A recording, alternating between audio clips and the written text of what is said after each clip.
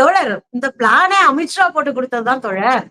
நீங்க வேற அதப்படி அமித்ஷா போன்ற ஒரு சாணக்கியாவை தாண்டி ஒருத்தர் வந்து தமிழக அரசியல் எல்லாம், அது அதிமுகவுல இருக்கிற அடிமைகள் எல்லாம் ஒரு முடிவு எடுக்க முடியாது.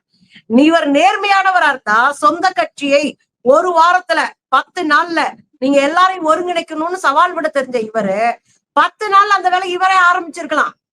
டிடிவி தினகரன் அவர்களோட, சின்னம்மா அவர்களோட, ஓபிஎஸ் அவர்களோட இங்க பசும்பொனுக்கு போக தெரிஞ்ச இவரு அவங்களெல்லாம் ஒரு கூட்டணியா திரட்டி ஒரு கூட்டணியா வச்சு ஒரு மிகப்பெரிய வேலையை ஆரம்பிச்சிருக்கலாம்.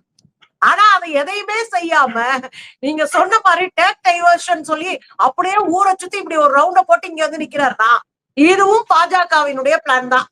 இந்த ஒரு கட்சியை உடைக்கிறது, உடைச்ச கட்சியை பூரா பக்கத்திலேயே வச்சுக்கிறது, தனித்தனியா சேர்த்து இல்ல, இணைத்து இல்ல, உடைஞ்சதுதான் அத பூரா பக்கத்துல சேர்த்து வச்சுக்கிட்டு அவங்கள ஒரு பக்கம் வச்சு அரசியலா வேலை பார்க்கலான்னு பார்த்தாங்க. ஆனா அது ஒண்ணு கூடல. பாஜகவினுடைய அதிமுகவினுடைய தலைமையின் கீழே டிடிவி தினகரன், அப்புறம் இங்க இருக்கிற ஓபிஎஸ், இபிஎஸ், அப்புறம் இவரு எல்லாரையும் ஒருங்கிணைக்கலாம் நினைச்சாங்க. அது செட் ஆகல. அப்ப கடைசியில என்ன பண்றாங்கன்னா, சரி இந்த கூட்டணி தேராது, புதுசா விஜய் வந்திருக்காரு, சென்சி எல்லாம் விஜய் என்ன கலர் தெரியுமா, எப்படி டான்ஸ் ஆடுவார் தெரியுமா, அவர் ஃபைட் பண்ணா வேற லெவல்ல இருக்கும் அப்படின்னு டான்ஸா போட்டுட்டு இருக்காங்களா.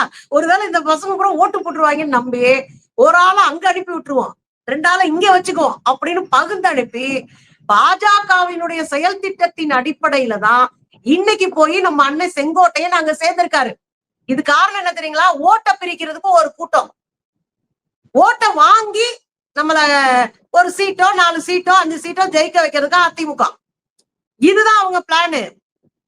திமுகவை டேமேஜ் பண்ணணும்னா ஒண்ணு ஓட்டு பிரிக்கணும், திமுகவுக்கு எதிரானவர்களுடைய ஓட்டெல்லாம் ஒரு பக்கம் தள்ளணும், இன்னொரு பக்கம் நம்ம ஜெயிக்கணும், 2வதா இருக்கிற அதிமுகவை காலி பண்ணிட்டு அந்த இடத்துக்கு தான் வரணும். இதுதான் அவங்க ஹோல் அஜெண்டா.